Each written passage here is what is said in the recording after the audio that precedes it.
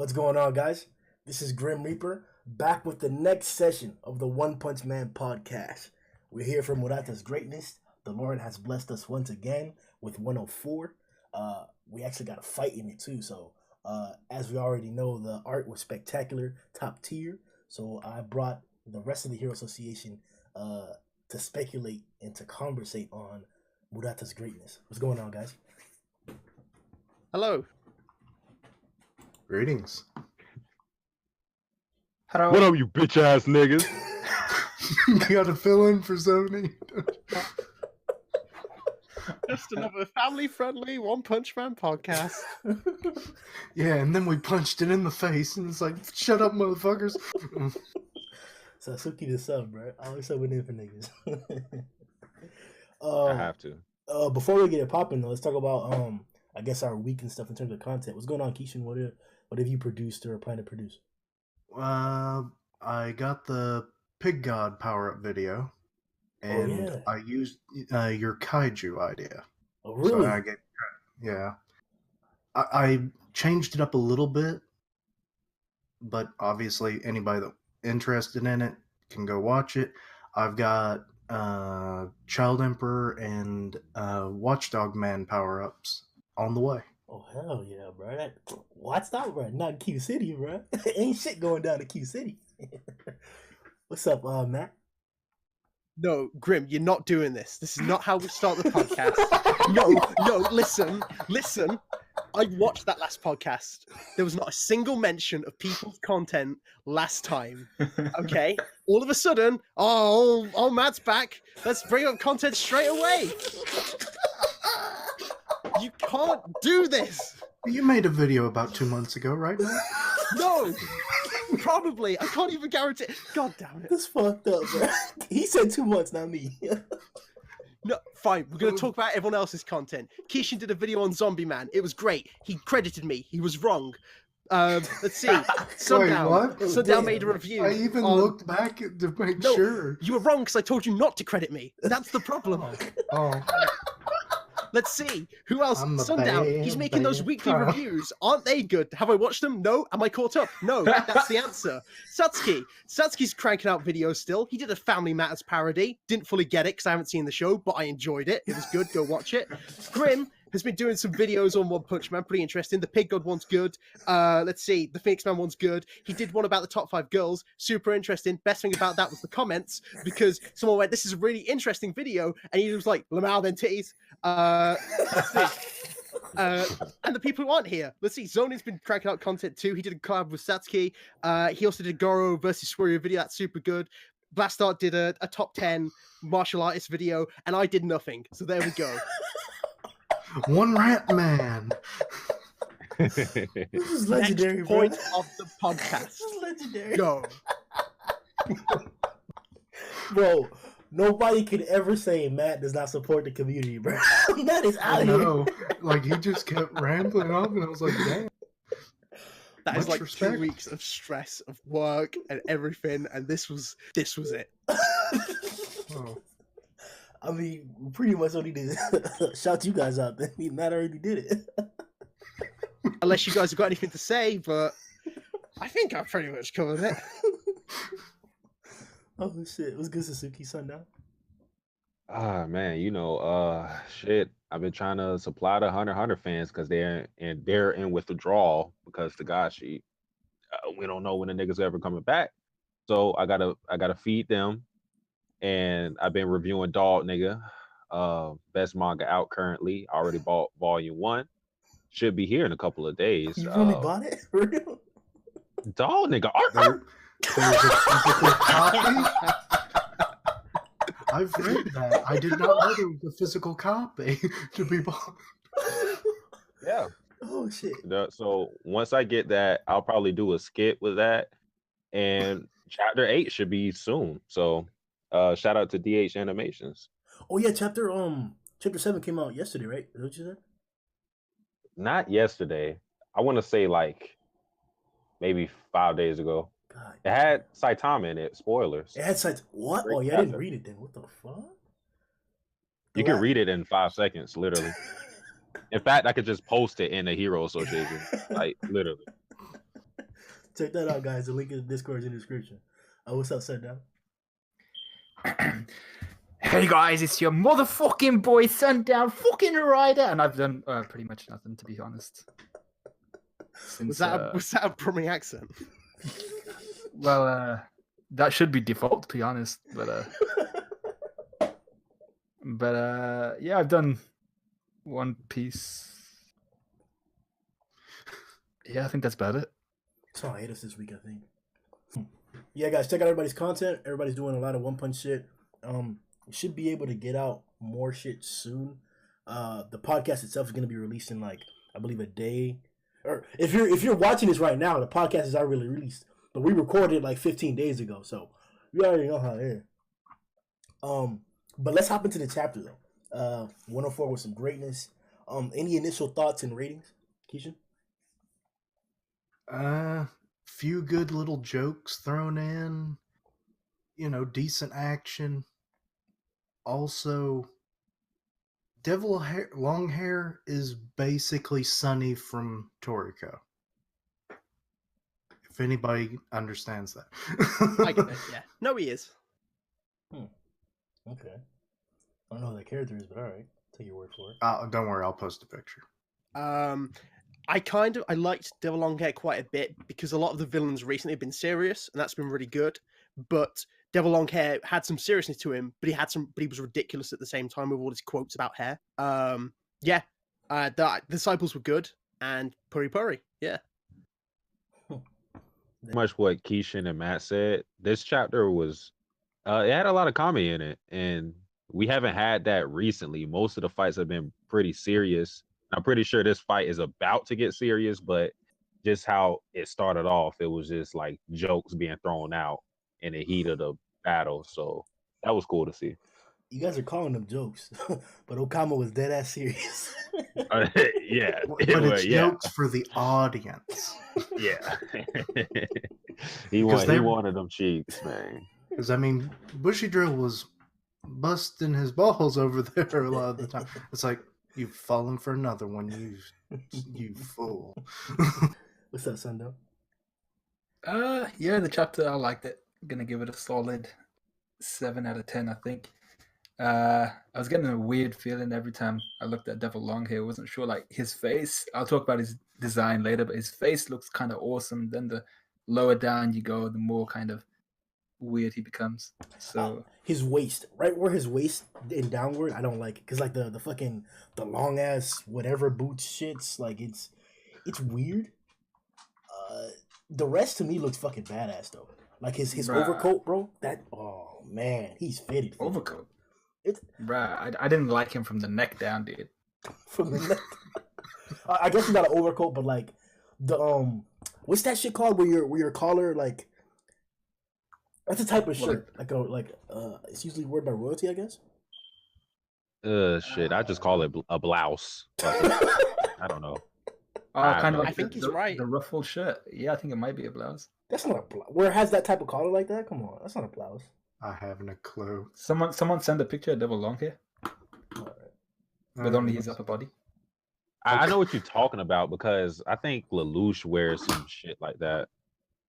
Yeah. I think so. Yeah. That's a style. Like whatchamacallit? In Black Panther, T'Challa, and I think his father had that too. Where it was like a fuck, it's hard to describe this shit. It's the kind of the collar. It's like a turtleneck but more formal. Yeah.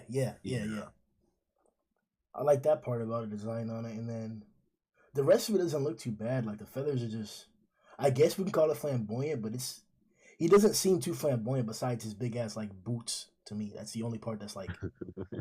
I mean, like the fact that his pants are like cropped up against his nutsack. The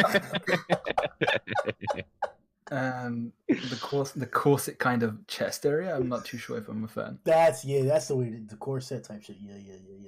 Did you say he wasn't flamboyant? And how do we know that they're actually up against his nutsack? That could just be his pubic hair has also gotten long. You're like, Oh. No, we're not getting into backstory. No. I mean, it's just generically known as devil long hair, right? Look, bro, I can't make every backstory, bro. I gotta hop on too, bro. He was obsessed with hair product. He broke into a lab. That's what we need. That's his backstory. What? So his pubes Fell in a exploded vat. outwards. No, he fell in a vat. It absorbed into him, and now his hair is fabulous. Mm-hmm. Done. Also can pierce a backstory covered. Let's carry on. No. Yeah, no. Look, by middle of the stream, I'm gonna have a backstory formulated, and we getting in there, bro. Any other thoughts on Nah. that facial that like it's Yeah, I tats? don't know what that is. Yeah, I don't know what that is either. I think it's like, I compared it in my review to, in Return of the King when Legolas is wearing that kind of narrow helmet. Well, not narrow helmet, that narrow crown thing. I don't remember it, but I know they had like it had a similar design like that too, but wasn't it just like on the side of his head or something like that? Yeah, but this one seems to be kind of like more encompassing his face. It just looks like some sort of like royal / ornate decoration piece. Unless that's hair. So is he But like a surely not. mutation type monster, or do you think he's like a species, or what's up? Seems pretty normal. Still human looking and acting and everything. It's just the hair. Yeah. So most likely something happened, right? Some weird incident or some shit. Like I said, he fell into a vat of like high premium hair products. It absorbed, and now he's got all this damn hair. He's like a different kind of Joker. All right, so what did you guys think about the whole Okamatachi thing? Is that gonna be like a serious play in the story later on, or like what's up? What are your thoughts? What, the whole forbidden love type of thing? Yeah. Nah, that shit is a gag. If that was used to somehow nerf Okomatachi to the point where like he's holding back or some shit, that's an automatic L, not only for him but for Atomic Samurai. Because you asked the question last podcast of who's the better teacher, and if he falls in love with Devil Long Hair and holds back somehow, which I don't think it matters anyways, because that will say that. But if that happens, then bruh, Atomic Samurai, nah, you can't be one of the best teachers having one of your students do that. I'm sorry. We do not have sexy time with the monsters. We slay them. Exactly. You got to have discipline. Oh shit, bro. So pulls out a whip and it's like, what did I tell you? If it turned out to be some sort of like gag thing where it turned serious, that would be like a Sanji on Fishman Island moment. I feel like Oda took a huge L on that part. Yeah. And I'm just not like, I understand this is a gag manga, but just don't do it. Don't do it. It could definitely pop up again, because I don't see a lot of handsome looking monsters. Hey, he said it, man. That's once again, Kishin, bro. You're tallying it up, bro. That's that gay nigga shit, bro. No, I'm just saying most of these monsters don't even... So you looking for an attractive ass monster, bro? No. Wait, so you saying black sperm don't look that good to you? No. He's a man in a freaking rubber jumpsuit. No, but Keisha like has 3 a feet point. Keisha has a point, bro. Like, we have female monsters, but we don't have any handsome dude monsters, bro. That's a fact. Well, you wouldn't say what's his name? Pure Blood was damn good looking. I don't know. I'll save that question for somebody else. Somebody with a different sexual orientation. I don't know. Look, bro, it ain't gay to, Nah, it is. It ain't gay to be, gay. So long, like we've had this discussion before. So long as he's saying no homo. Okay. Facts. All right. So Pure Blood was cute as fuck. No homo. Ah, tap that ass. No homo. He said it. He said it. You always take it a step further. We're like, okay, we'll give you that. But then it's like extra shit. And then we just have to jump off the boat. Well, look, man, he said it, man. No homo, so we're good.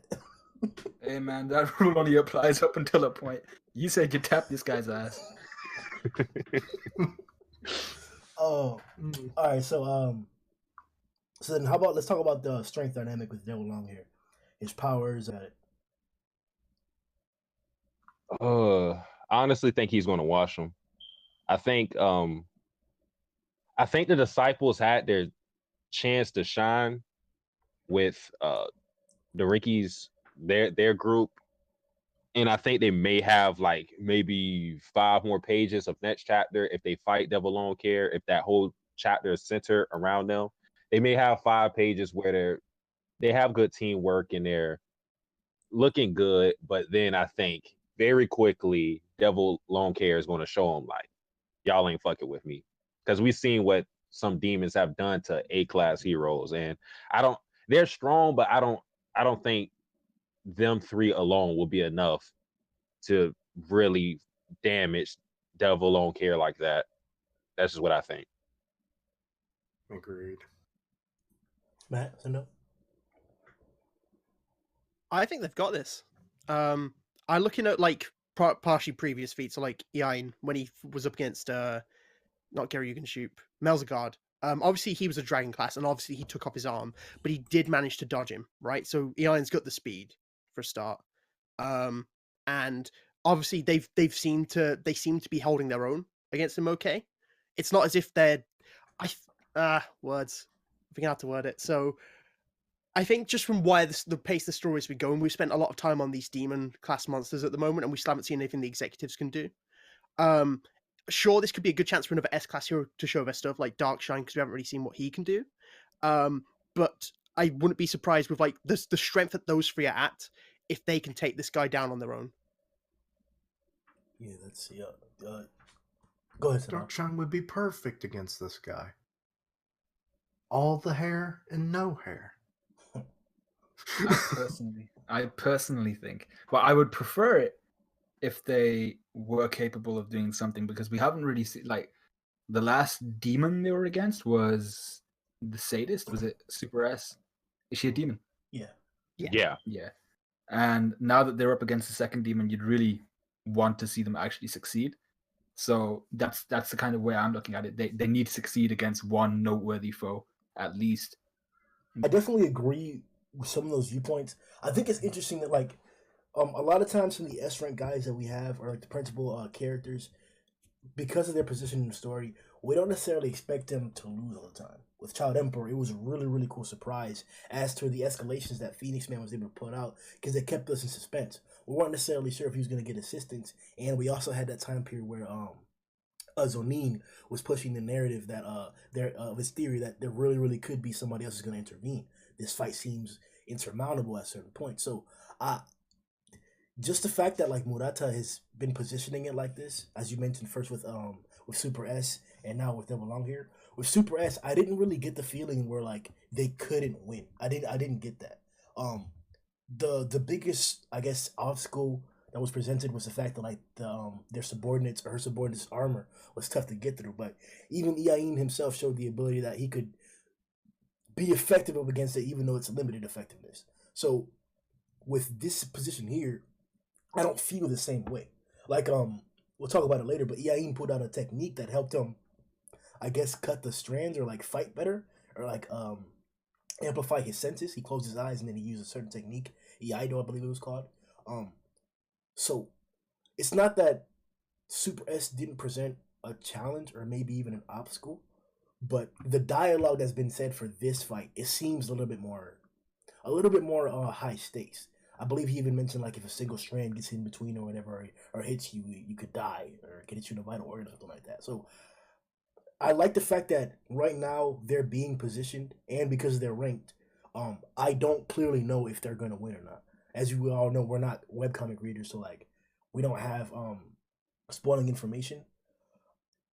I just don't know which side to lean towards. Obviously, I don't think these characters are going to die.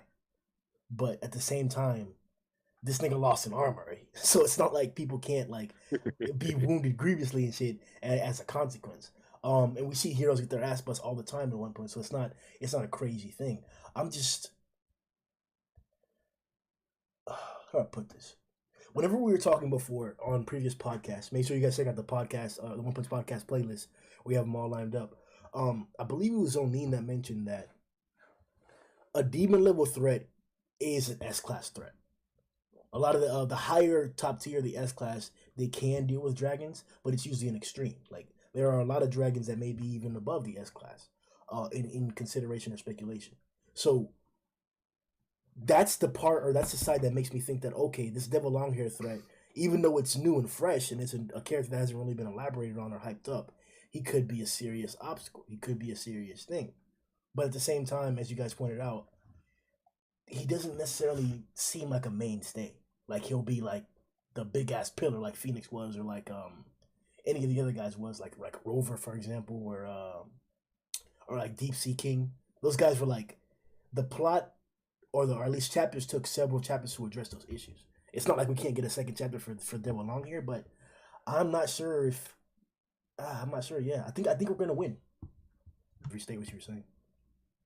Yeah, to think about, like, and obviously, if you guys can think of anything, if you correct me if I'm wrong, or people in the comments when they listen correct me if I'm wrong too. But when I think of when A-class level heroes have fought against demon level threats, I think it's only been them on their own. Like, I can only think of it like when they fought Deep Sea King. It's rare they face each other at other times, but these guys are the top 3 A-class heroes. On top of that, like, their teamwork is going to be good because they're all disciples of Atomic Samurai. They've spent a lot of time together, and whilst they all do fight with swords, they've all got specialties in their sword play. So, like, obviously Okamatachi, she can like launch like the wind blades, and obviously she's good at slashing. Bushidrill's got his special sword, and he's like good with like I guess stabbing or thrusting. And Ian's obviously got the speed, and on top of that, like, he's like the quick draw kind of technique. So while they all kind of fight the same, they've each got their own unique attributes, which I think gives them the variety and experience to hopefully deal with Devil Longhair. I guess it's going to come down to what Murata wants to do, especially with the reveal at the end of the chapter.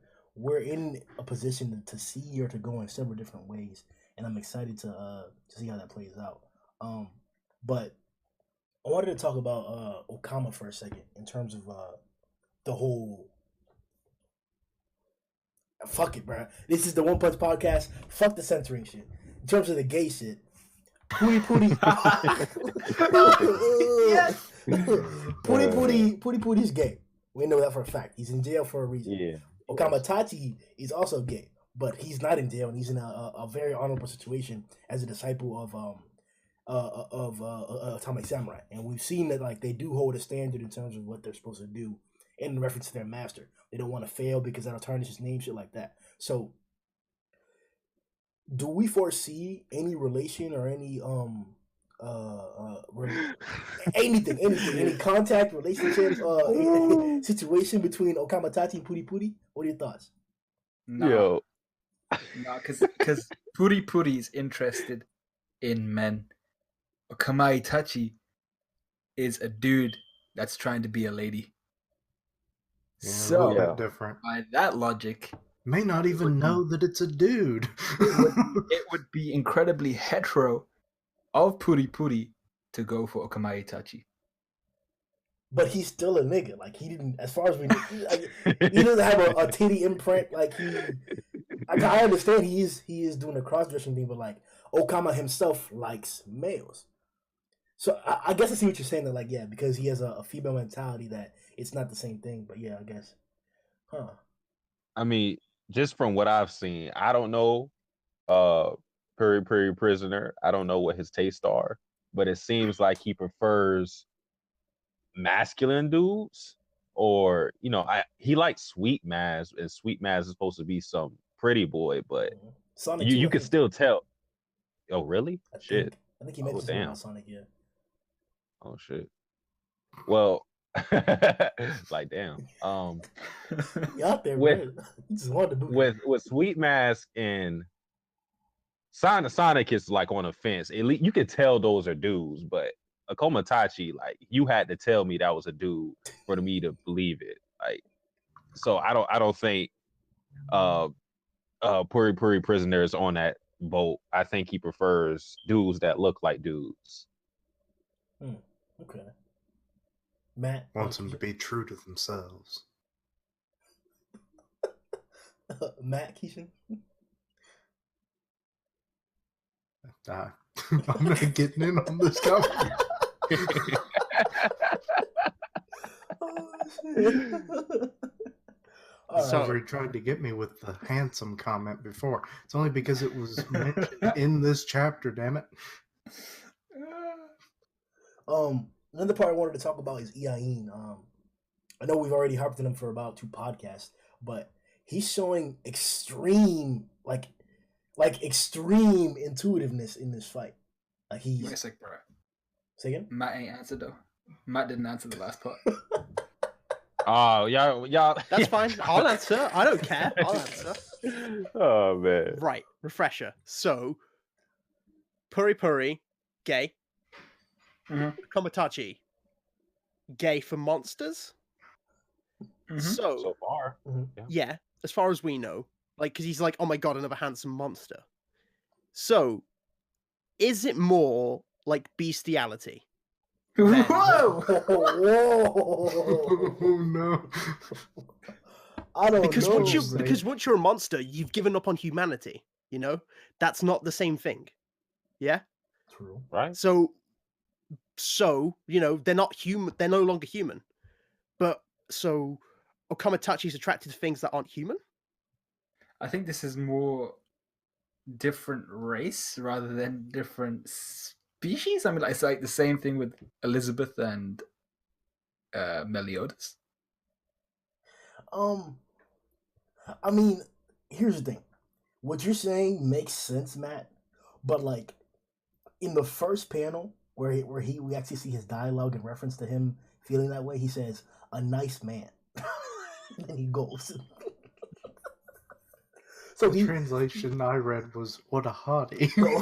All right, bet, facts. So we even got this translation. All right, so you're what you're saying is indeed credible, man. All right, bet. So Okama likes beastly booty. Oh man, how did we go this direction? Shit. This is why I was trying to steer away from it, but Grimm's like a damn black hole. He just going in. I'm just saying, like, we gotta evaluate the characters. We know Iain is reaching higher levels of intuitiveness. As I was gonna mention earlier, he's being very, very intelligent in terms of battle prowess. He's immediately diagnosed both of the situations, and found ways to deal with it. So that's interesting to see. And the more chapters that we get of him, the more I'm starting to go on that side or that viewpoint that he may get to S-class sooner than we think, or he may be considerable sooner than we think. But I'll just leave that to the side. I don't know. There's not really that much more to say about Bush Drill, is there? No, not really. He just helped spur some of the comedy. Yeah, it's interesting to see how they interact with each other. I suppose is the main thing. Like they're not like these perfect friends, the disciples. So like the moment Okamatachi starts making jokes, Bushiro's like, "Can I just cut him up?" That's like his first reaction to it. And then it's good seeing like to support the argument for Iain. Like one of his first reactions is like, "Okay, guys, knock it off. We've got something to sort out." Like he's very coordinated. He's like a leader to the other two as well. So yeah, I agree that he's a bit higher than obviously he's higher than the other A classes, but he's not S class just yet. Yeah, I agree with Matt. Like the way he acts as a leader towards the other two, and the fact that they don't seem to have any animosity towards him for acting like that. Like, I mean, like these guys seem pretty alpha as fuck. I mean, like apart from maybe Okamatachi, that's a conversation for another time. But yeah, they seem to accept him and respect him as their leader. So it shows how credible he is as a swordsman. But also, I think Bushido, one thing I'd like to mention about him is his reaction time in this chapter probably saved Okamatachi's life. And that's pretty important. Yeah, he's just like you pointed out. Their teamwork seems to be one of the biggest key factors of that. Even the fact that Atomic trusted them enough to go together in this endeavor means that it doesn't technically mean this, but this is how I'm taking it. You guys can choose to prove it wrong, to say it's wrong. Viewers, if you guys disagree, that's just fine. But this group should be considerable in strength. Like, I know we've previously, even in this very, very conversation, speculated whether they should beat a demon or not. But, like, we've already, like, what was it? Bushra mentioned that in this chapter that Okama's slashing capability is indeed a rare one, and that it's something that's an accolade for him to have. We've seen the leadership of Iain chapter in and chapter out. And as you just mentioned, Bushra isn't like being left behind in terms of like keeping the team together. So they're a force. Like they're a force. That's a fact. Yeah. That's why I think they're going to get their ass whooped. Because they now show that Devil Long Care is an even bigger force than them. And then that's when we're going to look at them like, okay, shit, we're going to need an S-class hero in here now. We fight together, we fall together. Yeah. I mean, like, the guy's wearing thigh-high leather boots, man. How are you going to defeat this guy? Shit. They'd have to give him one monster of a haircut. I mean, they got the blades for it, so. Yeah. So we also got a presentation of Atomic Samurai, and this is the second chapter where we're referencing him in terms of the story. So, first question: is he getting a fight soon or sooner than later? As in, like maybe even after Puri Puri, or how are you guys taking the references that we've been giving to Atomic Samurai? What is it building for you guys? I don't think he's gonna get a fight soon. I think just because of like getting these glimpses of him, not necessarily. I think it's the heroes we don't see for a while. They're the ones we get fights of, so that's why we're all anticipating Darkshine, because Darkshine hasn't really done anything for a long time. It was the same when Zombie Man made his appearance. We were all saying the same thing about Zombie Man because he hadn't really done anything for the story. Whereas, what was your other big Grimm you wanted to ask about? Like what the references that they said about him, what does that build for that character for you? I think more than it just gives us more insight to the character, because first of all, from what we saw of him, he was obviously he was the badass swordsman. You know, he showed up, he cut everything up, and that was it. But they give him a bit more personality. And I don't know if any of you guys have seen Gurren Lagann, but he reminds me a lot of Kamina, in the sense of like his whole attitude is, instead of we can't do this, so we just have to get better and just do it that way. It builds up a bit of character for him that way. I mean, like that interaction between him and his students is like, his answer is just simply, well, if there's a person who humans can't beat, we just have to go beyond what humans can do. Sharpen that blade and work out your arms. Cut. Yeah. I mean, it was exactly the same last chapter when he's like, oh, how'd you beat bullets? Simply just go faster than bullets. That's just his personality for it.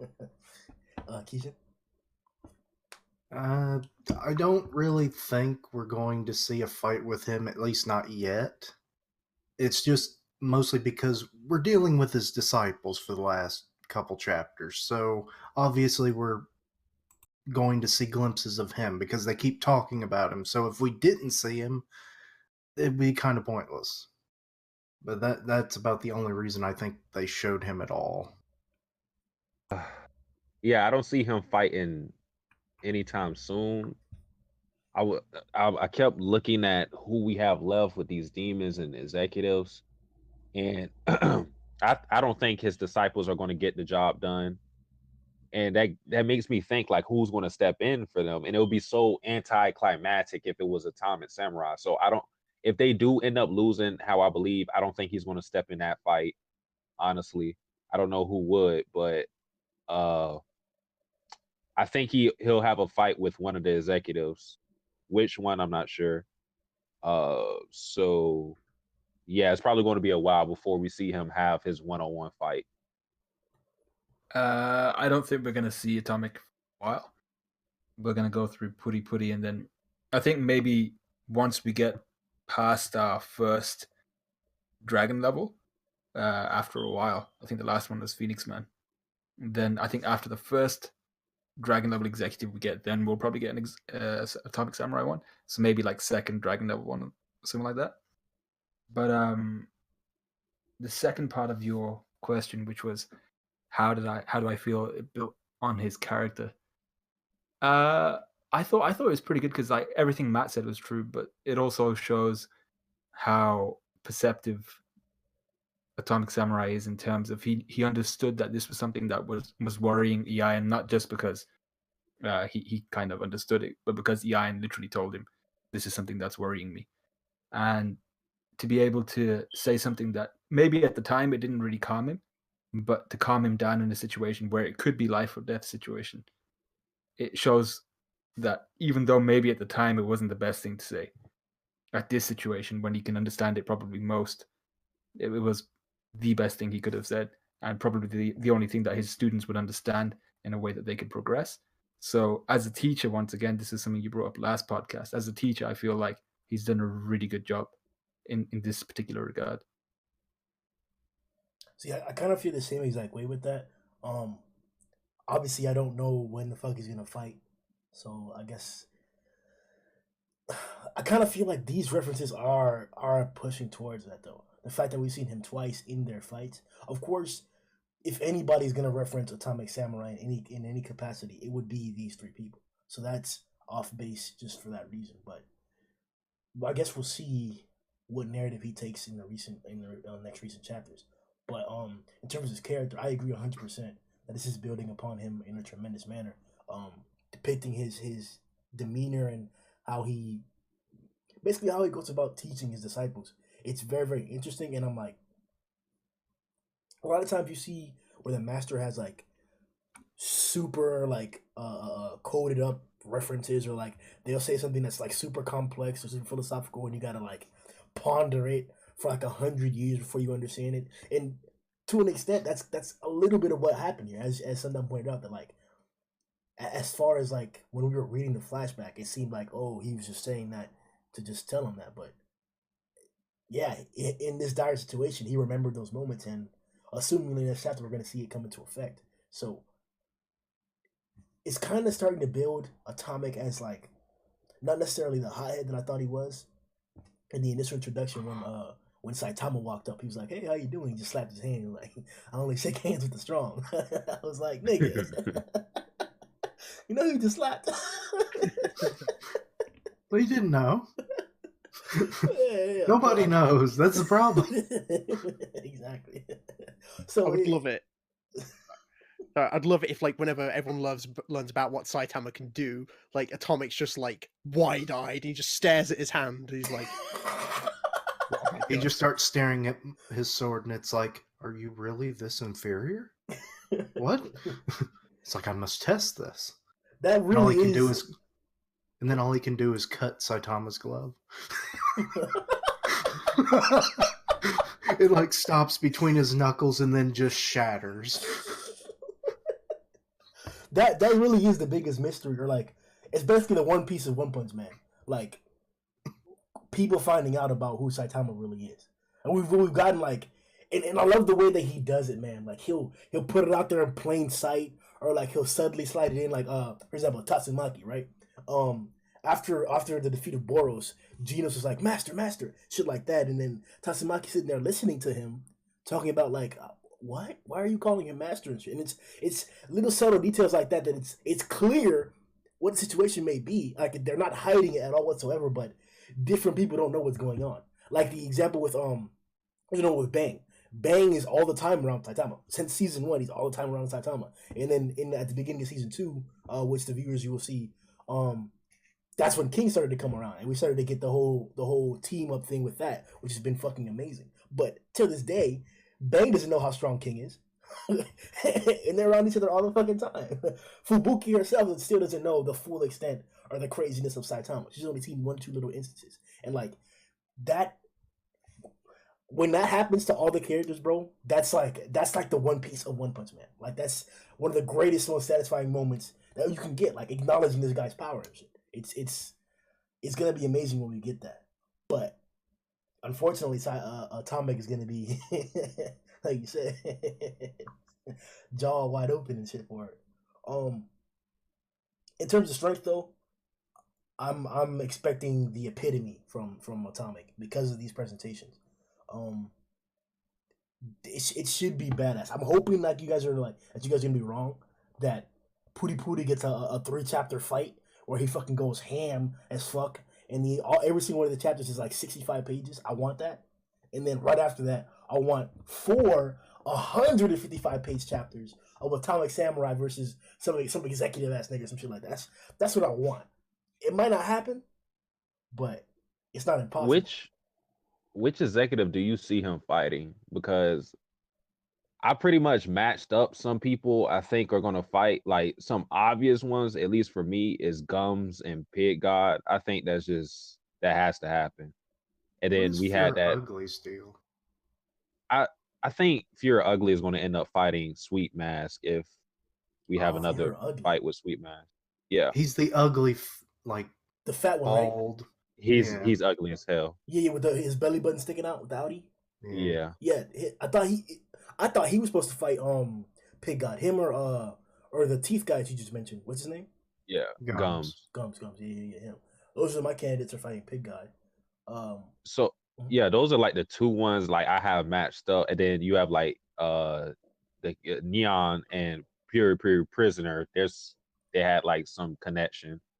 So like out of the executives, the ones that are left are Overgrown Rover.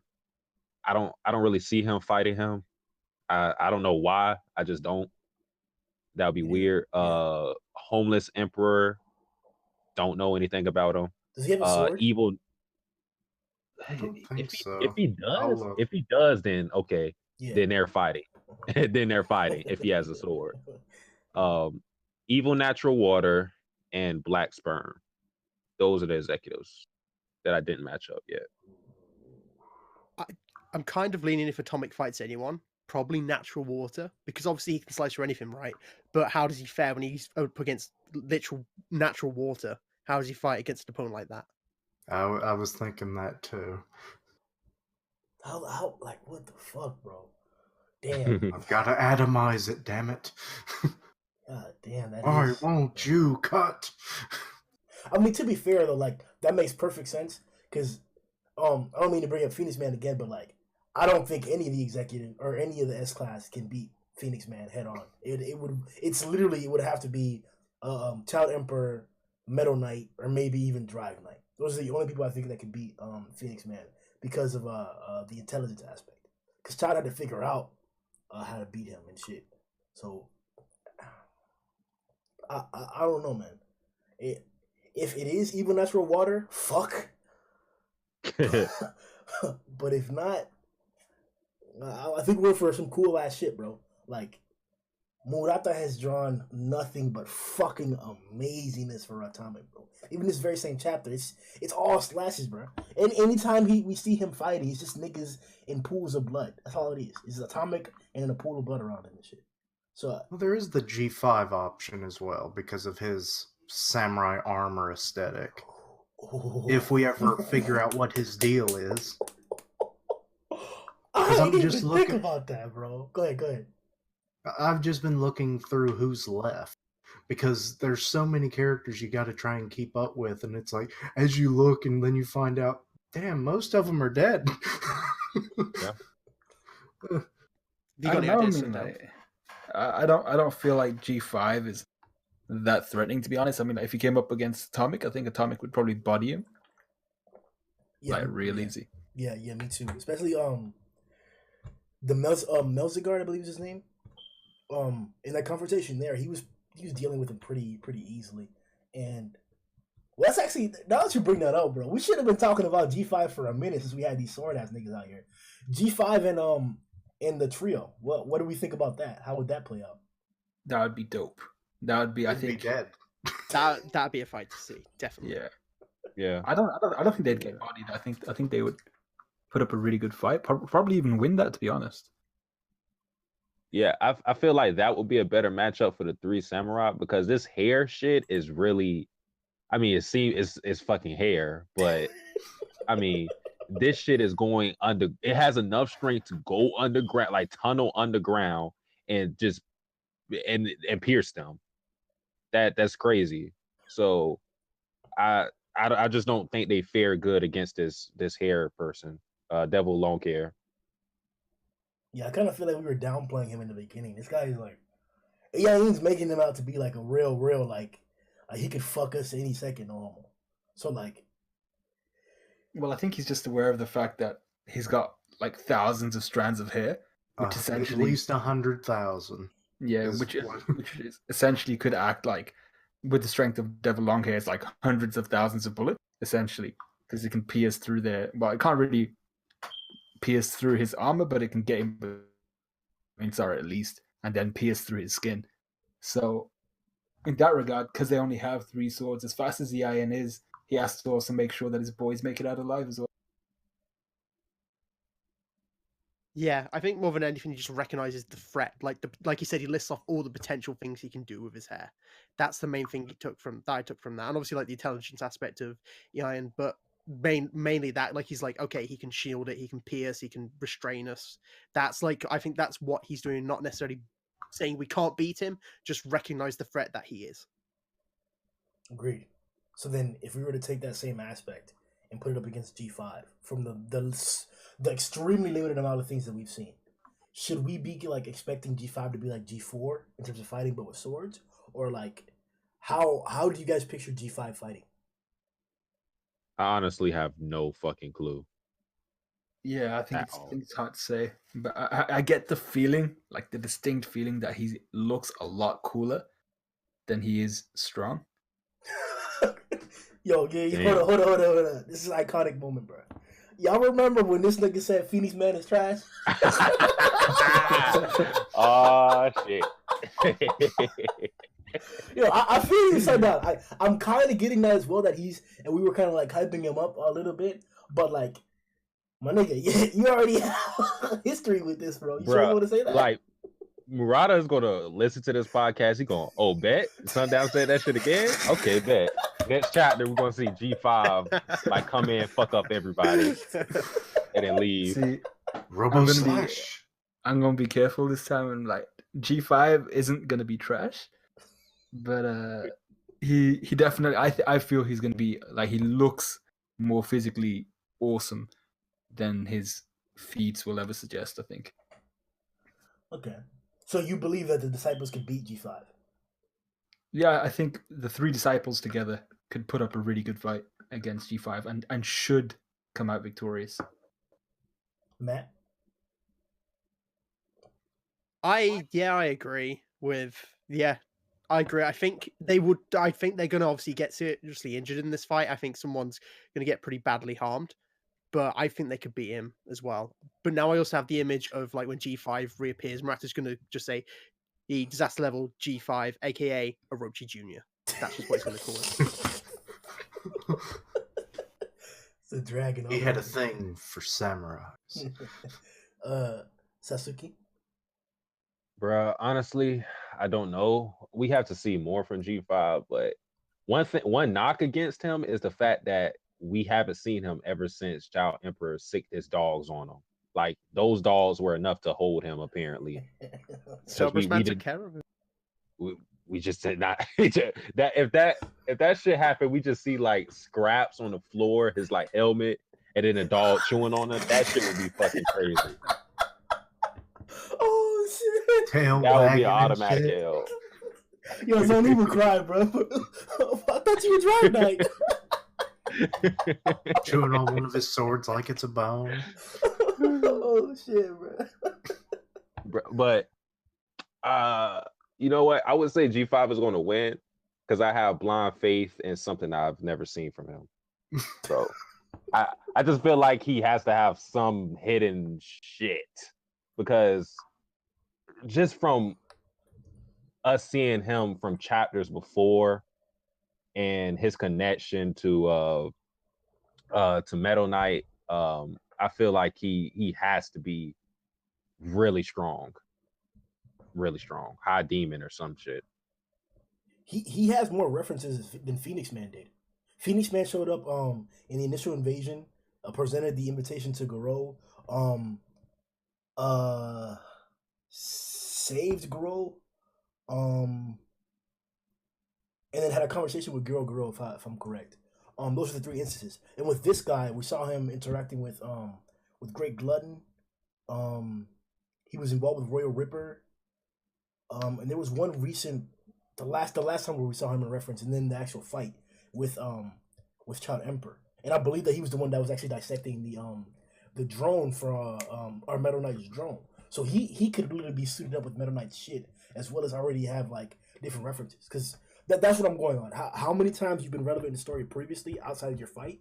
It seems like that may indicate how much importance you're going to have in terms of a conflict later on. That's not concrete, and Murata does an amazing job with like playing with this all the time. That's why I can't predict anything accurately. It could be anything. You could be right that he could be a god level threat, quote unquote, or so now he'll be right for the first time ever. First time ever. All right, so then we're on to the greatness of Puri Puri.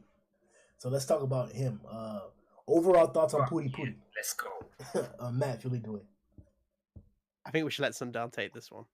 Yeah, your boy. All right, now I have been waiting for Puri Puri to make his entrance, and we see him in that knitted jumper, in that knitted sweater with the heart on it, and he looks like he's ready to fist these boys to Kingdom Come. I'm ready. I'm ready to see Puri Puri. I think genuinely, like without all the joking and stuff like that, I feel like we need a solid 2 chapters minimum, 3 I'm hoping, of just pure Puri Puri kicking the living shit out of whoever comes his way. I'm hoping Puri Puri comes into contact with the inmates who have now gone through monsterification, and they all want revenge on Puri Puri. They've sworn vengeance on this guy. I hope they come into contact with him. I hope we get some sort of psychomachies, this internal warfare between Puri Puri and his desire to not want to hurt these guys, but also want to survive, and him deciding that his survival is greater than the inmates' lives, and kicking the shit out of them, killing them even. And then I want Nyan to come and start piling some hurt on Puri Puri, but I want Puri Puri to show his growth and why he's an S class and beat Nyan. All right. Hey, he's got some nice forearms, because that's literally all we saw. and to make a kind of a stupid joke about him beating the ever living shit out of, there is that dog looking sludge pile that looks like living shit in that shocked panel with all the monsters. Oh yeah. So damn, no, yeah, those monsters are ugly as fuck. There's a dolphin-looking monster, a snowman. It's just a snowman. It's Frosty's slow-witted cousin, Frostbite. We're gonna have to eventually. We'll probably make a video on all the different fodder monsters we've seen, because Murata does take his time to give them unique designs. I've noticed that. Man, this nigga. Puri Puri Prisoner is he's a complex one, bro. And he's a hero that I want to root for, but at the same time, I just think about some of the shit he's done and is still doing. And I'm like, I don't know, bro. This man literally is creating harems in prison. This nigga is in prison. That's in his name.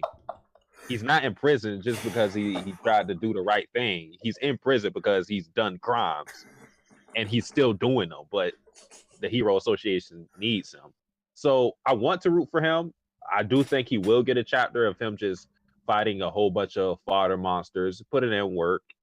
Maybe some of them won't be fodder. Maybe some of them will seem like threats, and he'll beat them all the same. But we know how this is going to end. We all know.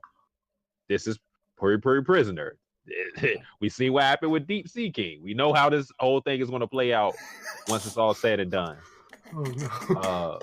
But at the same time, I'll be happy once he gets his little moment, because he is polite. He's a nice dude. It's just that he's also a sexual assaulter. Yeah. I like you, and I won't.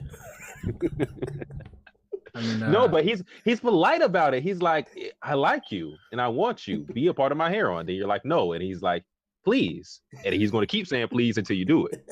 I will find a way to get you in my prison. I mean, like that's only the cases that we've seen him ask. I mean, he's in jail for a reason.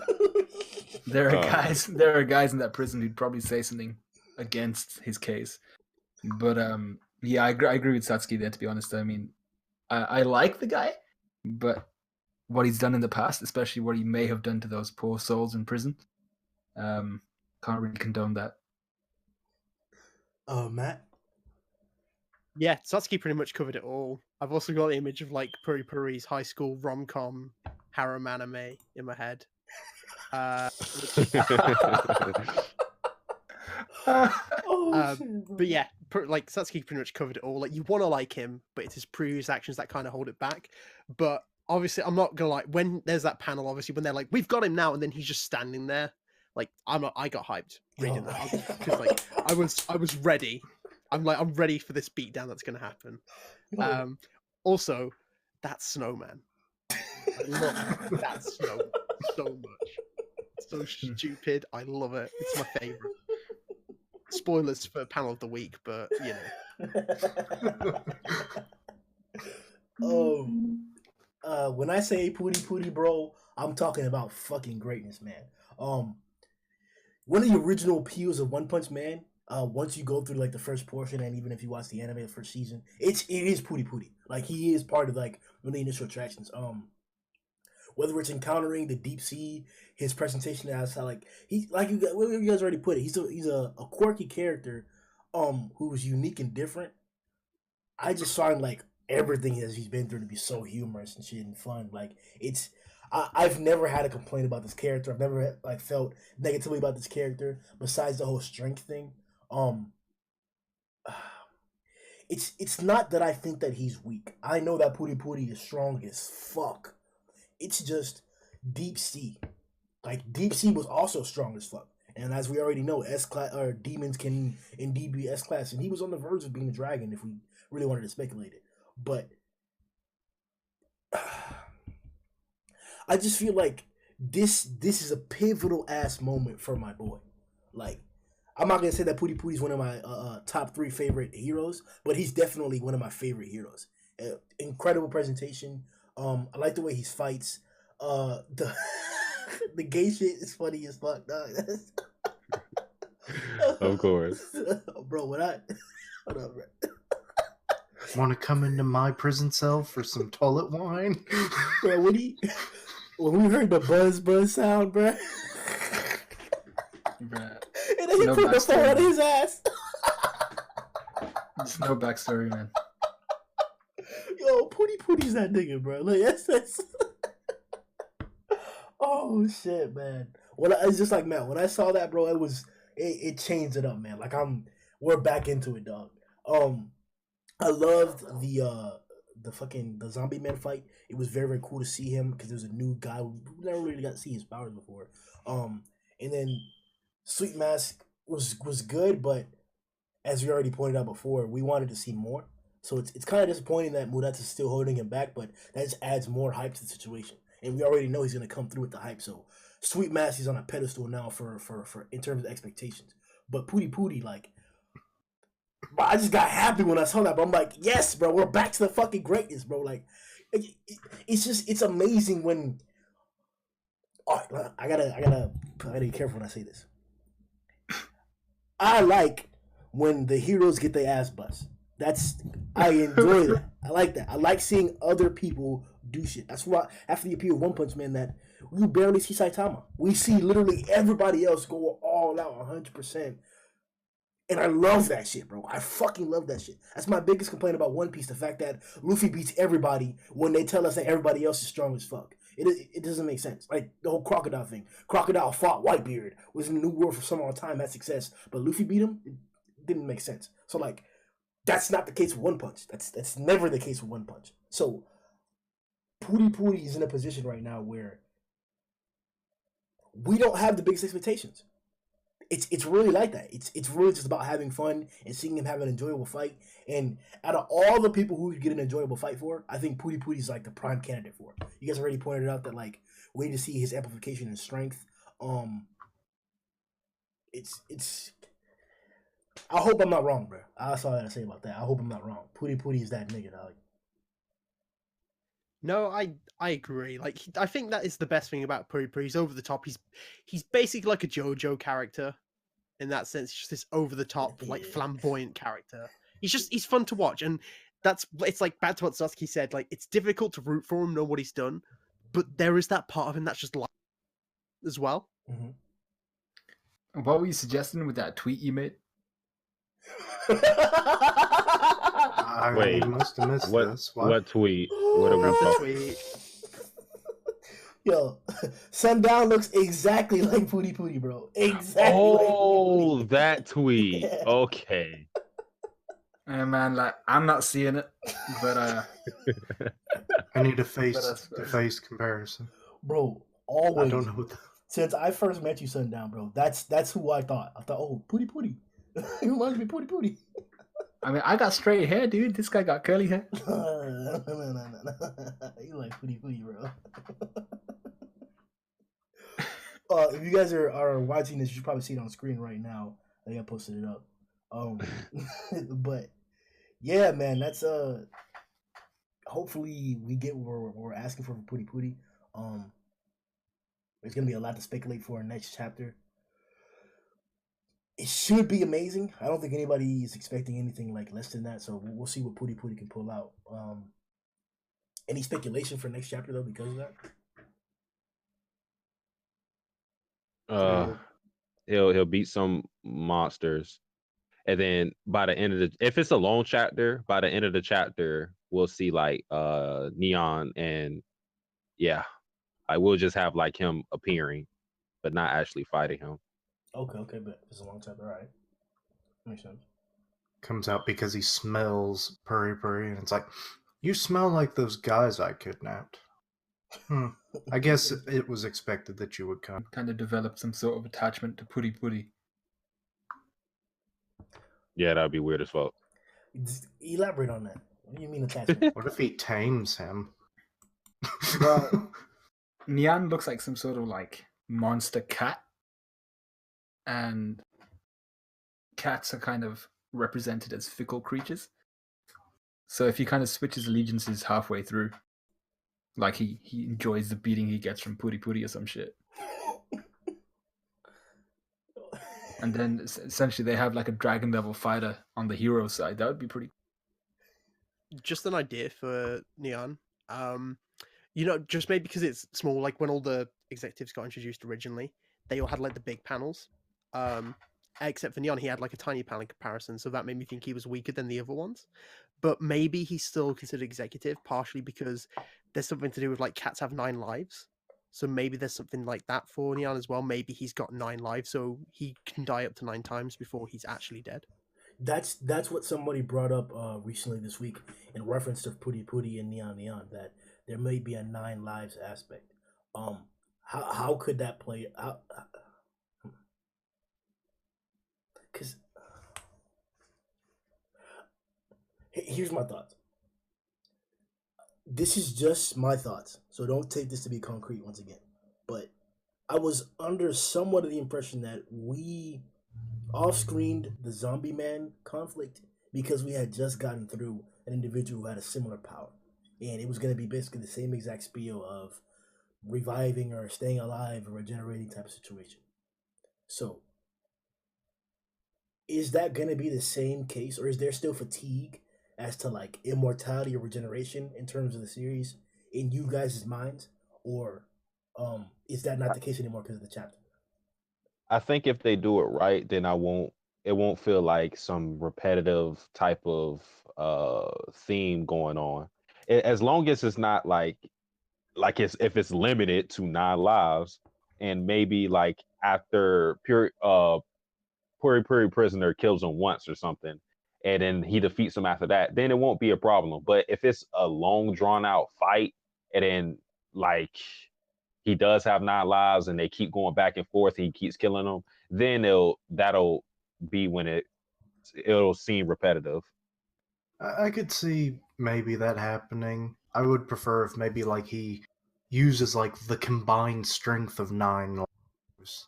Like, okay, well this is just me times 9. That's why I'm so strong. It'd be weird, but what part of this series isn't sometimes? Yeah. It's like screw coming back to life. I'm just that strong. Or I am the 9th life. What about you, Sundown? Would you be fatigued if we're getting a drawn out fight involving regeneration or reviving, or is that okay to you? I mean, I agree with Satsuki in the sense of if they do it right, I'm fine with that. But I'm hoping they change up the power a bit and not just like they go back and forth with him kind of reviving, dealing damage, and then Puri Puri knocking him out again. I'd prefer if like he was able to use the 9 lives in a different sense, like kind of create 9 bodies or some shit like that, and split his soul into 9. So essentially, Kage Bunshin. But and then that I think that would be a better and more creative way to utilize his 9 lives than just reviving 9 times. I kind of feel like, because look, for all intents and purposes, we represent the community. The people that tune into the channel, they come here to listen to us speak because we represent a certain extent or viewpoint that they hold, or that they want to hear us speculate on the topic that they love. So that's what we're all here for. So our opinions do indeed hold merit in terms of the community. So I feel like sometimes our opinions may be skewed because we're chapter to chapter readers. That's like a big ass problem with One Piece, that like people complain, or like viewpoints or perspectives are adjusted because we're reading week to week. But when you binge or when you reread, things change or you see them in a different light. So are we subject to that in terms of like the term drawn out fights, or how would you how could you guys accurately describe what a drawn out fight is to you guys? Yeah, I agree with that because we were just talking about earlier, like where you brought up, have we been getting like too many samurais, and are we fatigued by that because it seems like there's swordsmen all over the place? But I definitely think the week to week experience changes our viewpoints on how if we like something or not, because there is that fatigue because we're like, oh shit, we just seen this last week, or um you know, this has already happened, as opposed to you read a good chunk of chapters in a volume or something, it won't feel like that at all once you have the next chapter to read at your own pace. So I definitely think that plays a part in it. So no, Kishin? Yeah, just what Satsuki said. I agree with what he said, but we're also like, it's fair to review it from this kind of perspective because that's how we read it. So there's nothing wrong with us saying this. But at the same time, there are going to be, after this now, there's going to be so few people who read it weekly because they'll have like the backlog of chapters. So anyone new coming into One Punch Man isn't going to read it like just 1 chapter a day or 1 chapter a week. They're not going to feel like the same fatigue that maybe we would feel. It's kind of what we said about the revised chapters earlier before we start recording. Like, there's nothing wrong with the revised chapters; they look better.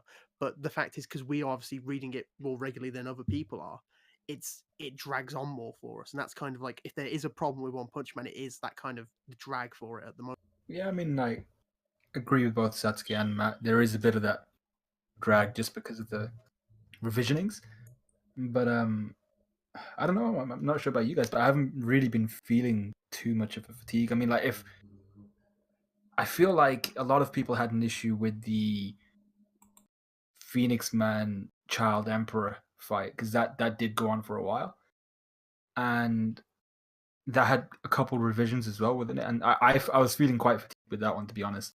I think we all were. Yeah, same. But the samurai, I've yet to really get sick of them. Yeah, I'll agree with that. They don't do anything, yet they keep getting chapters. That, to be honest, that really may be it. What I'm talking about, like, why do we keep getting the first few parts of the chapters of them like doing something? Like, let me see them finish a thread. Let me see them complete a task and get something done. But like I said, like you guys put it, in a very, very articulated way that it's not the same. If you read it in the binge or all together, it definitely shows you something different, or you don't feel the fatigue. But it's our job as week to week readers to understand that and to be able to reread and to recalibrate our minds and stuff. And it's not like it's really week to week. It's it's month to month. So it's not that big of a degree, but that may actually amplify the effect in an opposite way as well. That the little that we do get, it seems to be dragging on. So that we'll see how it evolves and how it continues forward. But as of this point, I have no complaints with what's going on. That being said, though, let's hop into these hero polls for this week. For this week's questions, we got a bigger reception as well for this week too. So glad to see that you guys are always interacting and you guys want to voice your opinions on the podcast. Half of this conversation is about you guys as well, viewers. So make sure to always hop into the Discord or in a meet on or on Reddit, where we post the questions and drop your opinions about the chapter discussion. This week we asked Puri Puri versus Pureblood, who would win? Royal Ripper versus EI. Oh, let's hold on. Let's speculate on these along the way. Puri Puri versus Pureblood. What's up, guys? I would say Pureblood. Puri get drained dry, not in the way he wants. Oh, that's nasty, man. I didn't notice that. Grimm asked the questions, and I just. Royal Ripper versus Iain. I think you asked this in the other questions. I picked Royal Ripper, I believe. Yeah, same. I'll go for Iain. Yeah, I'm feeling the iron. Really? All right. Devil Longhair versus Pureblood. Devil Longhair. I know that sounds controversial, but I'm feeling Devil Longhair. Yeah, I'd say Devil Longhair too. Satsuki out here thinking he kind of handsome and shit, huh? I mean, I can relate being a dreadhead, so. All right. Who looks better, Puri Puri, Devil Longhair, Okama, or Neon Neon? Whoa, wait. What was the option? Puri Puri, Nyan Nyan, Okama, and Devil Longhair. Neon. Nyan. Because he looks menacing as fuck in that panel. Yeah. Yeah, I'll probably go with Neon too. Okay, is Puri Puri a true hero? I know Satsuki touched on that a little bit. I'm gonna go with not. I mean, like, he has the qualities of a hero when if needed, and kind of like the heart and spirit of a hero, but his actions kind of differ from those qualities, and he is kind of fully rapey. So that's against other prisoners. Yeah, but that doesn't dehumanize them. They should still have kind of control of their anal holes. Rapey and anal holes. All right, bro. And you thought I was bad. Anybody else? Hey, he's doing community service by kind of cleaning up the prison. It's known as the. No, I don't mean cleaning it up like that. I mean, it's like they fear him, so they don't do anything that we know of. So it's like, worst prison in the world just kind of became pretty good all of a sudden. All because of one new prisoner. They don't fear him, they fear his genitalia. Also, the guards ignore the screaming at night. Where is this podcast going? Any more thoughts on Puri Puri a true hero? He's heroic, but he's a deviant. I would just have to say because he does a lot of good, but at the same time that doesn't wash out the bad. And his bad is pretty bad. Yeah. All right. Okay. The next is. Bruh. Would you offer yourself up to Puri Puri as a reward if he saved your life? Bruh. Would you like to start, Grimm? Who came up with this question? Who do you think? Like, why would you even ask? Who comes up with most of these questions? Bruh, is this why your name is Puri Puri this time around? Answer the question, guys. Maybe. You gotta get an answer from all of you. What's going on? You're nasty, man. That's nasty. Fuck to the no. Bro, let's play the situation, right? So there's you're walking down the street with your girl, right? And then all of a sudden, the bullet slams through her head. She falls while she's holding your hand, right? So she's still gripping your hand and shit, and then it slowly loses its strength, and you watch her fall down, blood just spewing out of her head and shit. You look forward to see who shot her, and it's a huge ass, big ass fucking a King Kong type thing that just knocked over a building and shit, just slapped it. And all that building's flying at you full speed, about to just obliterate you in the street that you're on. And then out of nowhere, angel wings come out. And then a big buff nigga grabs you and saves you, smacks you inside the building and shit. You guys run through the glass or whatever. You're telling me you wouldn't, once everything calms down? Thank you, Mr. Puri Puri. No amount of saving will have me lower my rectal sanctity. It's not my orientation, so I don't go for it. Listen, you asked a similar question with Does, I believe. I don't remember the exact question, but if I wasn't going to do it for Does, who is a female, who I acknowledge at least that I can understand why people see her as attractive, why would I do that for Puri Puri Prisoner? Like, no, fuck no. Bro, y'all niggas are ungrateful as fuck, dog. Like, damn, bro. I'll be the asshole, but I'm not gonna let him rip apart my asshole. That's not happening. I mean, like, you could just, I don't know, thank the guy instead of, I don't know. Give you a nice handshake, send you on your way, go save the other people. I'm getting the fuck out of here. So you'll leave me alone. I can give like a voucher for Greg's or something. Oh yeah, that's a good point. But no, he wants to take you out to dinner though. Alright, we'll keep it pushing. I guess you guys are just quickly, Grimm. Your idea of gratefulness is a lot different. Is there something you need to talk about?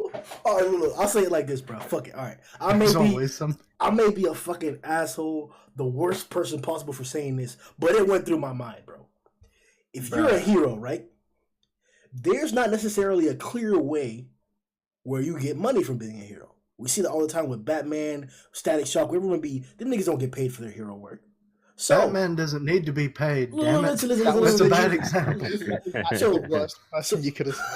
So when it comes down to it, right? Let's say that you got powers right the fuck now. You can fly, super strength, super durability, eyesight, laser beams, and energy means, right? You got all that shit. You're a badass now, right? And you save a female, sexy as fuck, little short skirt, little bust out, looking bad as heck. A little Junior Fubuki type shit, right? You're also in need. You live in a small little studio apartment. You don't got no food for the week because you were doing hero work instead of going to work. So now you're short like $600 for rent and shit, and no food. You telling me, you wouldn't feel like some type of like a obligation that others should somehow, recompensate their lives and survival for your well-being. I'm not saying that they have to give it the pussy, even though that would be primary. Really destroying the whole concept of being a hero in the first place. Hero work doesn't pay. Go ahead. But this is my problem with what the fuck you're saying. You're thinking about it from the perspective of Puri Puri Prisoner. I mean, he wants cheeks. That's what he wants. But if I'm being saved, I don't want to offer that. It's okay for you to want it. I don't have to offer it though. Nah, you're not getting in my cheeks because you saved me. I'm not letting that happen. Whoa, no. I'm trying to think to let you die. Bruh, I am never doing Grimm any favors. Like,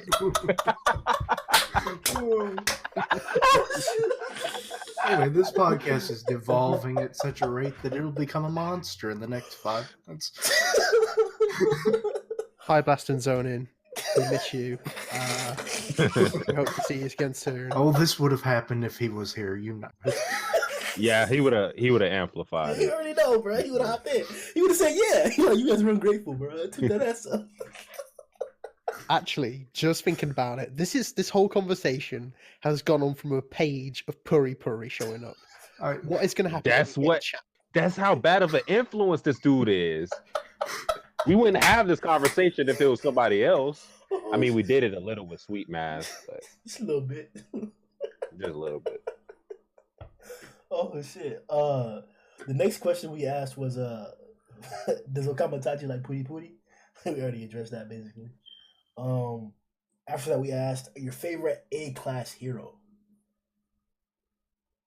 One shot. Oh yeah, the sniper guy? Yeah. My boy. Let's say I forget exactly who. Matt? Narcistoic. Oh, the long chin one? The massive chin guy, yeah. Sharp chin. with the He has like a shovel chin. The way he fights is brutal, and it's great. Kishin Sundown? I like Stinger or Lightning Kenji. Both of them. Yeah, Stinger's been out there a few times actually, yeah. Sundown? just looking through the A-class heroes. God damn. Bushidra's a solid second though. You know what? Just because of how he looks, Death Gatling, he looks dope as shit. Hell yeah, bro. Yeah. Fuck yeah, 100%. That one panel where he turned on his ultimate mode, and then it was just like a skull and then hair. I don't know if you guys remember that in the gorilla fight. It looks fucking badass, man. My favorite is Snek though. No, fair play. Snek changes. He's all right now. I give you that. Yeah, bro. He's fucking out there saving Shiryu and shit. I don't want to hear it, bro. Snek's that nigga. No, I'll give you that. I'm kind of surprised. Like, none of us said Sweet Mass. I know people in the comment section want to be like, where the fuck is Sweet Mass? He was the focus of last chapter. Let's give some others the spotlight. Especially most of these don't get shit. Yup. Sweet Mask is amazing, but does he have a chin that goes off the page? He doesn't. Exactly. He doesn't. Exactly. Can he break concrete with his chin? No. He's not the Crimson Chin. We don't want him. And the last thing we asked was, will the disciples need saving from Devil Longhair? I think we pretty much answered that, right? Yeah. Yeah. Mm-hmm. All right. So then let's hop into the polls and see what people voted on. We were only able to get 5 polls for this week. So for the questions that we asked was Pure Blood versus Puri Puri. Puri Puri won with 55% of the votes compared to Pure Blood's 44%. Wow. You know? Not mad about it. Royal Ripper versus Eon Neon. Royal Ripper won by 58%. Mm-hmm. Badass. Would you give it up for Puri Puri? 26% of people said, "Take me, Papi." More than I thought. Oh shit! Oh, man. And 73% said, "Can we go to dinner first?" Wait, what? You kind of broke up on us. 73% said, "Can we go to dinner first?" Oh, gotcha. Devil Longhair versus Pure Blood. Pure Blood won with 72% of the votes. Ooh, shit. People are really hype on them, man. And the favorite A-class heroes. In last place with 99.8% was Golden Ball. Tied for second to last place is Feather and Snek, unfortunately. In second place is Spring Mustachio. Badass looking nigga. He put in that work before, bro. Golden Ball, he put in that work. And then the winner is actually Death Gatling with 36%. It was the best looking one, pretty much, yeah. We should probably quickly point out you didn't do all the A-class heroes. This is just like the fan favorites, right? Yeah. Mm-hmm. Well, yeah. I didn't want to do the stereotypical ones like Kishin pointed out about Amai. So these are the other ones that like were also notable, and then I remember them well. So, all right. So the first person that answered the questions this week was Griever. Shout out to Griever from the One Punch Man or from the Boar's Hat podcast. Check out his channel. He does 7 Deadly Sins, Food Wars, One Piece, and a bunch of other content like that. He's a really good reviewer. For the first question, Puri Puri versus Pure Blood, he said Pure Blood. For Royal Ripper versus Eon Neon, he said Royal Ripper. For Devil Longhair versus Pure Blood, he said Pure Blood as well. For Who Looks Better, he said Neon. I like my pussy hairy. What? Why is that? What? What? Very funny. It's playing words. Yeah, I actually had to run to the restroom, and then I come back to this. Why? Why is this a thing that's happening to? See, that's the effect of Grimm, because like this, like we even have the people commenting on this crazy deviant shit. Yo, the community is growing, bro. The community is mutated. Yeah, I can't see it right now, but I'm holding up my fist right now. Oh shit. For number 5 is Puri Puri a true hero? He says, man walks down the street looking like that. People know he's not afraid of anything. True. Very true. For number 6, would you offer yourself to Puri Puri as a reward if you save your life?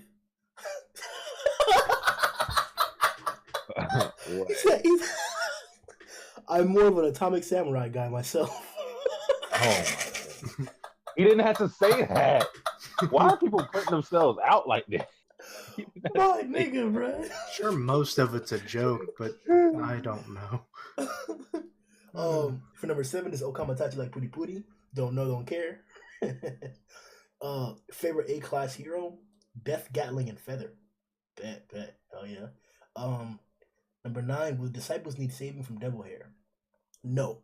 I think they will win, but probably heavily damaged. Down for the count afterwards. Hashtag King Engine. Yay. You probably got the S-rank comment, Griever. Whoever's next. I'll read handsome comment. All right, number 1, Puri Puri. He's pretty much low dragon after you manhandled a monster on a level of deep sea. Wait, who is DSM? Who the fuck is that? Deep sea monster? I guess. Yeah. Without difficulty. Pure Blood is only demon, so provided he doesn't have monsters to help him regenerate, he's screwed. 2, Royal Ripper. If Iron can't take down Rhino Wrestler by himself, then he's not doing anything besides maybe bothering Ripper. Damn. Number 3, depends. I think that Pure Blood is a bit weaker due to Devil Longhair's hair manipulation, but he has regeneration potential. It all depends on what setting the battle takes place in. Number 4, I don't know what question this is, but Devil Longhair and Okama. I don't know. Who looks better? Okay. Number 5, no, he sexually assaults young men he finds attractive, and he is in prison for a reason. That's a fact. Number 6, hell no. I think that was the yeah. I feel that's going to be an answer for a lot. Yeah, that's the if you would offer your booty for Number 7, I'd assume not. He hasn't shown interest in anything but the traditional sense of attractiveness, such as a Mai Mask or Devil Longhair. All right, so yeah, Akomitachi only goes for the pretty boys, I guess. Cute nigga, yeah. All right, yeah. Number 8, easily a Mai Mask. Second favorite is Stinger, though. And number 9, I don't think it would be fair to them. Hashtag gang. Gang. You already know, bro. Nice response, Hanson. I mean, Kaylin. Bro, this podcast gay as hell today, bro. It is. I believe I read their comments from the last one. Still a cool name. You like them, huh? Number 1, they give it to pureblood, his ability to change into a swarm of bats would be difficult to deal with for Puri Puri, and he should be fast enough to overspeed Puri Puri and drink his blood. Yeah, we all kind of came to that conclusion. Number 2, Royal Ripper without much trouble.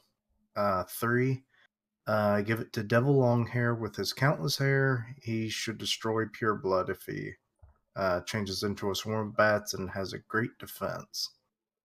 Yeah, he did show good defense. Yep. 4, Devil Longhair. 5, no. He is a selfish criminal. He is in the Hero Association for the possibility of hooking up with guys while doing hero work. No, my nigga. Associates. I was about to say, it's in quotes, so I wasn't quite sure. It's like, is that really a line? And then with some noble aspect. Gray at best, but more black than white in my eyes. Yeah, I guess. 6, the question is basically, are you a whore? Well, maybe.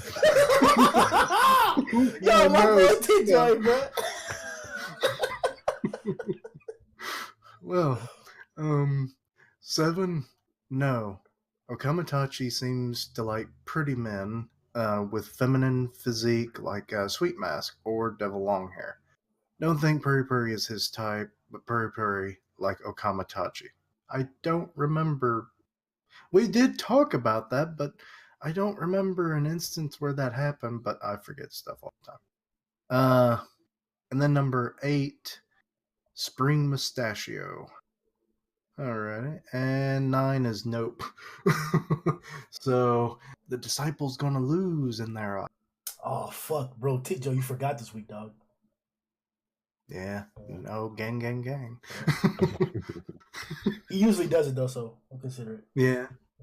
Who's next? Yeah, I'll go. So this is from the Buzzing Bee.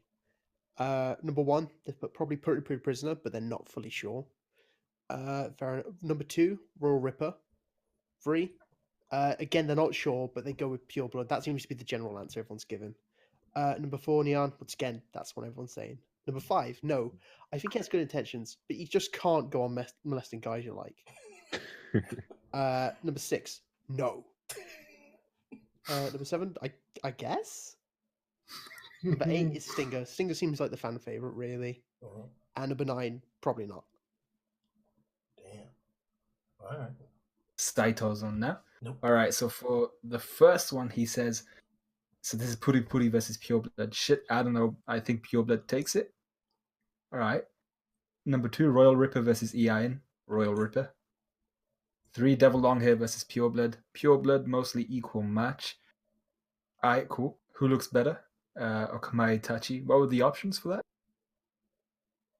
Puri Puri, Neon, Devil Longhair, and Okamai Itachi.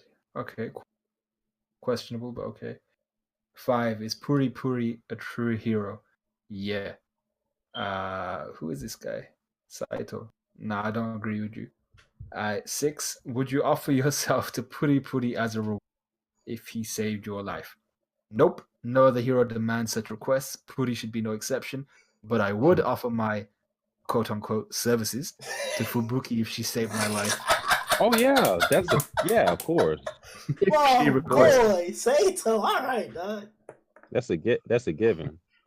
Well, Saito, I mean, like, but this is coming from the guy who thinks that Puri Puri is a true hero, so you know. 7, does Okamai Itachi like Puri Puri? Probably not.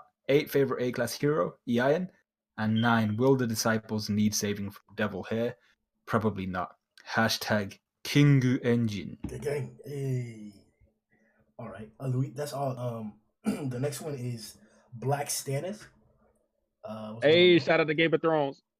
Black Stannis. I was actually looking at that one at the moment. Okay, he says for number 1, Pure Blood. I feel he is too fast for Puri. For number 2, he says Royal Ripper. For number 3, Devil Longhair. Pure Blood looked disgusted by him, but wouldn't pull up. That's a fact. Oh, yeah. Damn. Yeah, that is true, huh? Number 4, Neon. I beat that. Yo, niggas is coming with the heat this week, bro. He said I beat the pussy up. Oh shit, bro. We got like 3 that's right comments. And then number 5. He says, to quote Dave Chappelle, he rapes but he saves. What? I don't remember that quote. He did somebody else mentioned this too. He did a recent the comedy specials that he released, I think like last year or the year before that. And then, that probably explains it. I haven't seen them. He did a bit about a hero who has to he has to rub vaginas in order to get power to save.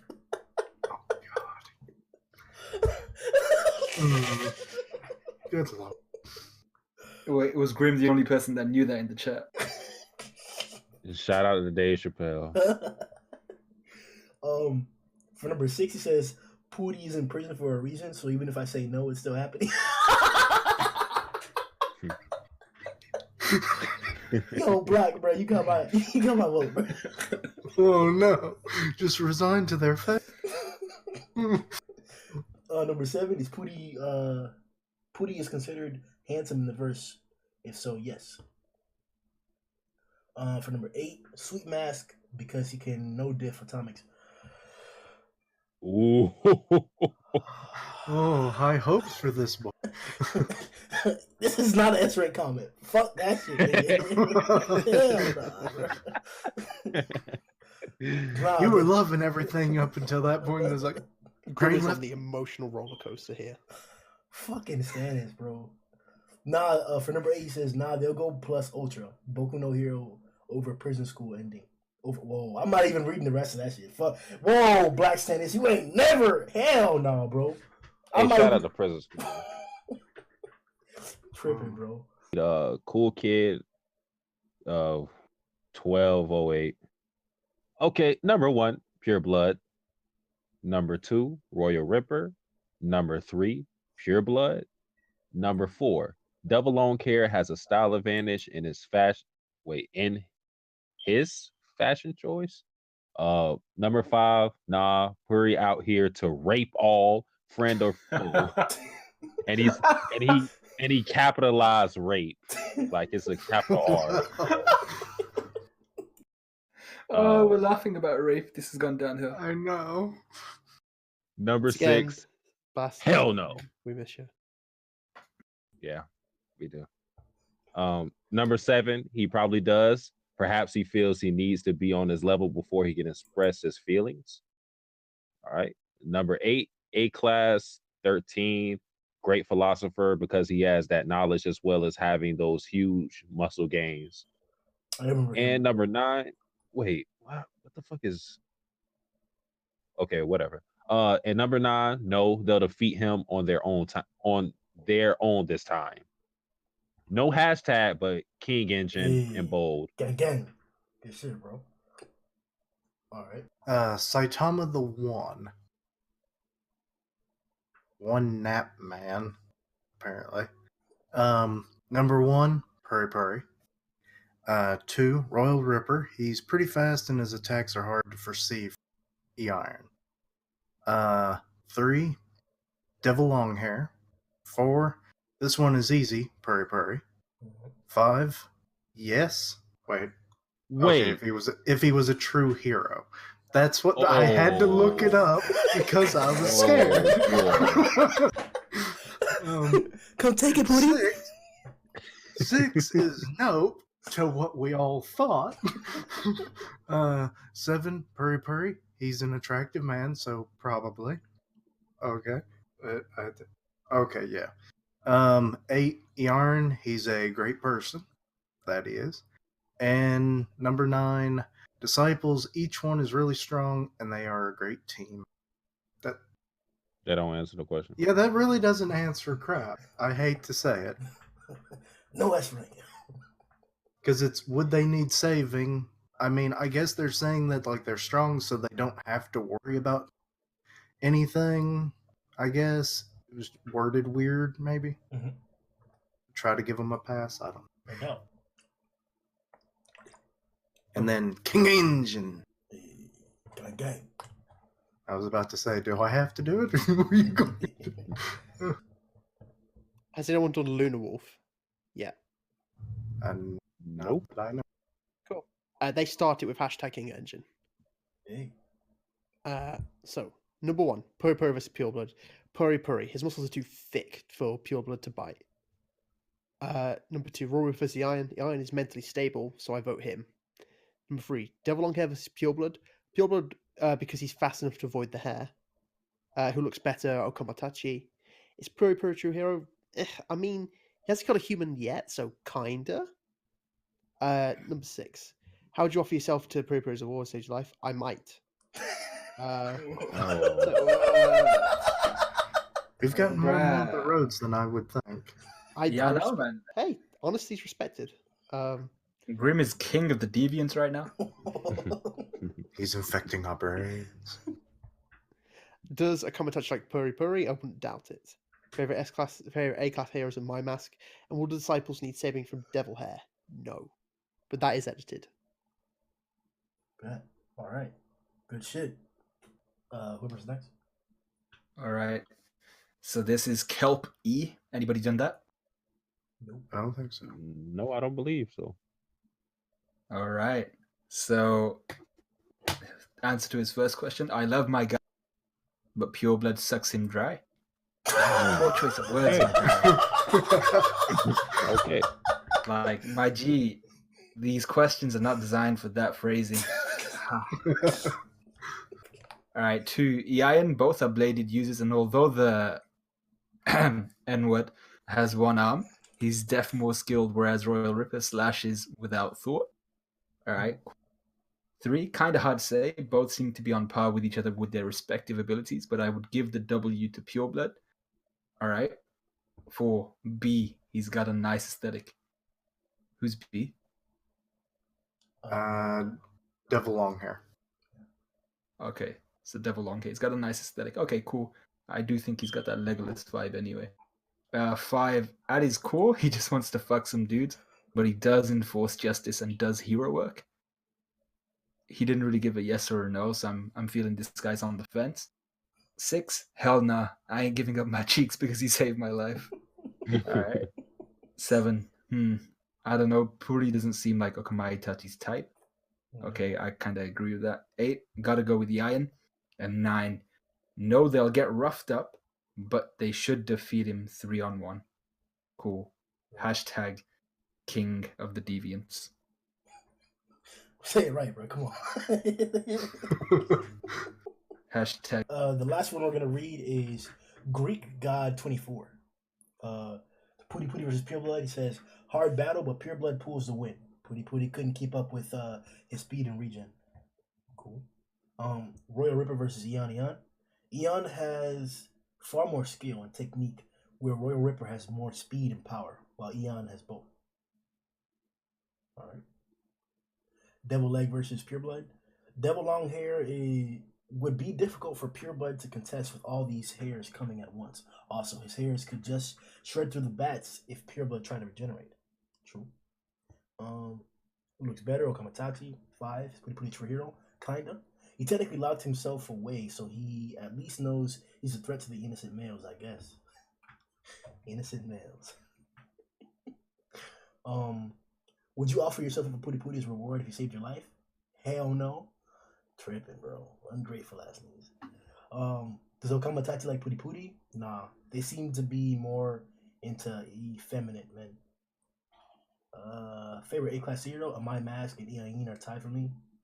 Well, the disciples need saving from Devil Longhair. No. This would be a great chance for them to prove themselves and give some more feats to Ian, who seems to be between A-class and S-class level. King Engine. Okay. All right, man.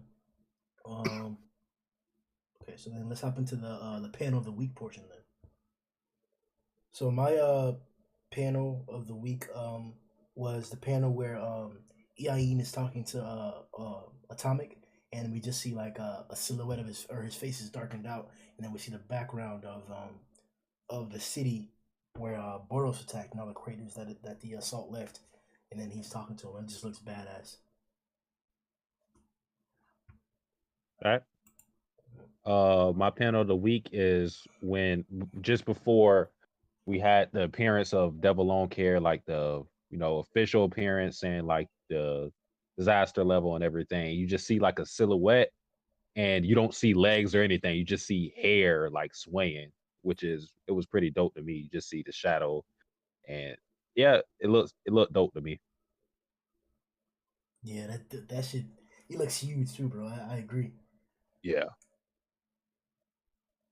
Whoever next. Cool. I got an honorable mention just before mine. The honorable mention is the one of Atomic Samurai just slicing up everyone. It looks like it's like what Grimm said earlier. It looks amazing, and I think it's just made better by the fact you've got the two monsters just in front. Like, what is this guy? It's great, but the actual panel of the week is the snowman because he's the snowman. It's like, how's he surviving? He is a British classic. Every Christmas the snowman comes on. This is the guy. Yeah, he's like I said, demon. If at least, if is my estimate from his look. That's a fact. Straight up. Yeah. Yeah. Grimm, you know you're doing these analysis videos. When you get the snowman on, you know who to call. Oh god. I think mine it was page 7 of the manga stream version, and Okamaichi had just called Bushido a fool, and he's like, "Do I have to cut you?"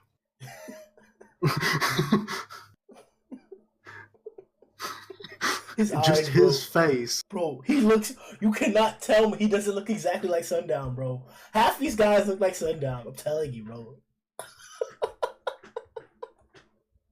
Huh? So wait, what? Look at the last picture in the art gallery. Bustra looks like you, bro. Bustra looks exactly like you. I can. So you're saying this dude with black ass hair and stubble, and he looks like he hasn't slept in about a week. Looks like me. The fucking eyebrows, bro. I don't have eyebrows. I have eyebrow. Oh, Sundown, he's got you top knot and everything. Oh man. See, I don't mind looking at Bushido, but I got an issue with Puri Puri. What's your panel? All right, my panel is when Ian tells his boys to not follow the hair with his eyes or their eyes, and to just kind of feel the bloodlust and to attack and defend by following that. I thought that was really cool. Shows how skillful they are. Shows how much faith they have in their reflexes and in the reflexes which were honed by their master. So it kind of reflects on how good Atomic Samurai is as a teacher as well. Hell yeah. Oh, it does kind of screw them over. A little bit. To be fair, I was kind of hoping that Bushido will kind of spaghetti up Devil Longhair, kind of just wrap him around his drill.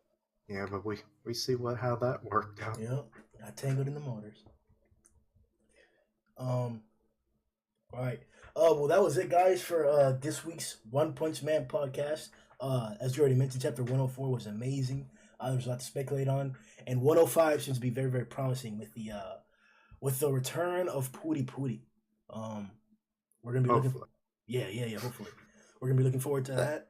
Check out everybody's live reactions, everybody's reviews, and everybody's. Oh, speaking of reviews. Oh no. When that shit coming, bro? I don't know who you're talking to. Oh, the only person who answered.